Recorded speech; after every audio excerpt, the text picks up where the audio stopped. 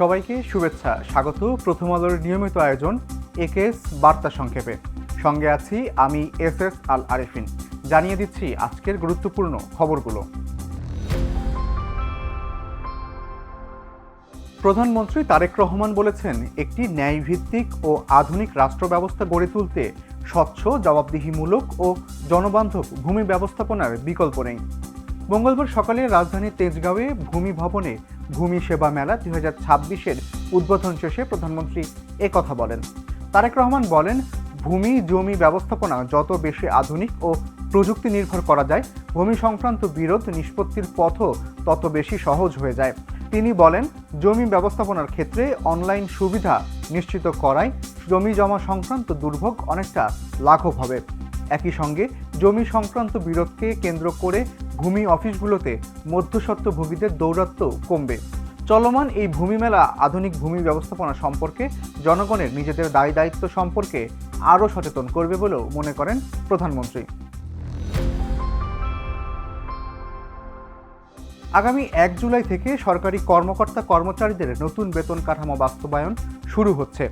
নতুন বেতন কাঠামো বাস্তবায়নে মন্ত্রিপরিষদ সচিব নাসিমুল গনির নেতৃত্বাধীন কমিটির সুপারিশে আমলে নিচ্ছে বর্তমান সরকার। কমিটির সুপারিশ হচ্ছে 3 অর্থবছরে 3 ধাপে নতুন বেতন কাঠামো বাস্তবায়ন করা। প্রথম 2 অর্থবছরে বেতন দেওয়া হবে 50% করে মূল বেতন, আর তৃতীয় অর্থবছরে দেওয়া হবে ভাতা। প্রধানমন্ত্রী তারেক রহমান এতে নীতিগত সম্মতি দিয়েছেন।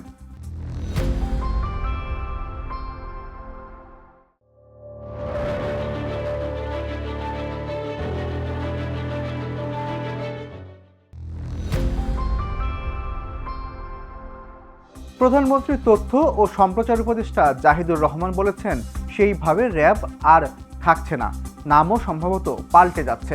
মঙ্গলবার সচিবালয়ে নিয়মিত সংবাদ সম্মেলনে তিনি একথা বলেন। সংবাদ সম্মেলনে সরকারের 3 মাসের কর্মকাণ্ড তুলে ধরেন তথ্য ও সম্প্রচার মন্ত্রী জহিরুদ্দিন স্বপন। তিনি বলেন, সমন্বিত রেগুলেশনের জন্য দেশে একটি গণমাধ্যম কমিশন গঠন করতে যাচ্ছে সরকার।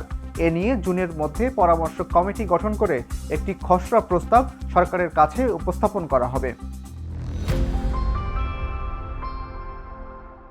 যুক্তরাষ্ট্রের প্রেসিডেন্ট ডোনাল্ড ট্রাম্প ও ইসরায়েলের প্রধানমন্ত্রী বেনিয়ামিন নেতানিয়াহুর মাথার উপর পুরস্কার ঘোষণার বিষয়ে আলোচনা করছে ইরান। যুক্তরাজ্যের দৈনিক টেলিগ্রাফে এই তথ্য জানিয়েছে। সংবাদ মাধ্যমটি বলছে, মার্কিন ও ইসরায়েলি নেতাকে হত্যার জন্য 5 কোটি ইউরো প্রস্তাব করা একটি বিল নিয়ে দেশটির পার্লামেন্টে ভোটাভুটির কথা রয়েছে। ইসলামিক প্রজাতন্ত্রের সামরিক ও নিরাপত্তা বাহিনীর পাল্টা ব্যবস্থা শিরোনামের এই বিলটি ইরানের জাতীয় নিরাপত্তা কমিশনের চেয়ারম্যান ইব্রাহিম আজিজি তৈরি করেছেন বলে জানিয়েছেন ব্রিটিশ দৈনিকটি। আজিজি জানিয়েছেন, ইরানে 28 ফেব্রুয়ারি চালানো হামলার জন্য ট্রাম্প, নেতানিয়াহু ও মার্কিন সেন্ট্রাল কমান্ডের অ্যাডমিরাল ব্র্যাড কুপারকে দায়ী করে তাদের অবশ্যই পাল্টা ও সমপরিমাণ পদক্ষেপের মুখোমুখি হতে হবে। অবশেষে প্রতীক্ষার অবসান হলো ব্রাজিলিয়ান তারকা ফুটবলার নেইমার জুনিয়রের। তাকে নিয়েই এবারের বিশ্বকাপের দল ঘোষণা করলেন ব্রাজিলের প্রধান কোচ কার্লো আনচেলোত্তি।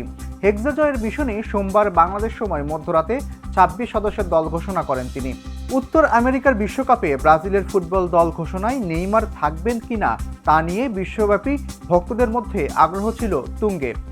অবশেষে জমকালো এক অনুষ্ঠান শেষে দল ঘোষণা করেন আনচেলোত্তি। প্রথমে গোলরক্ষক, এরপর রক্ষণভাগ, মাঝ মাঠের প্রহরীদের নাম ঘোষণা করেন।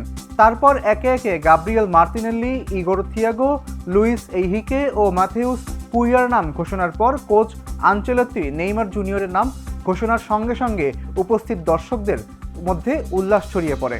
2023 সালের অক্টোবরে জাতীয় দলে থাকা অবস্থায় চোট পেয়ে দীর্ঘ সময়ের জন্য দলের বাইরে থাকেন নেইমার। শেষ করছি আজকের একেএস বার্তা সংক্ষেপ। প্রথম আলোর প্রতিদিনের এই আয়োজন দেখুন prothomalo.com সহ আমাদের ইউটিউব চ্যানেল ও ফেসবুক পেজে। ধন্যবাদ এতক্ষণ সঙ্গে থাকার জন্য।